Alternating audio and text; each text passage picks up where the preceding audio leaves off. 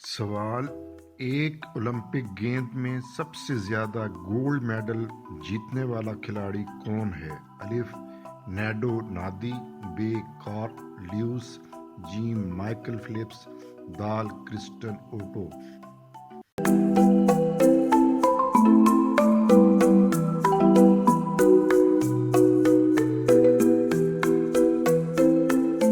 जवाब ऑप्शन जी Michael Philips. Michael Philips ने 2008 Beijing Olympic में 8 गोल्ड मेडल हासिल किए थे।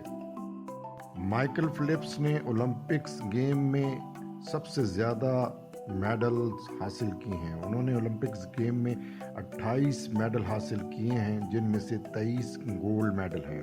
इस चैनल को सब्सक्राइब और लाइक करने पे कोई जुर्माना नहीं, इसलिए देर मत कीजिए। अगर सब्सक्राइब नहीं किया तो फ़ौरन सब्सक्राइब कीजिए।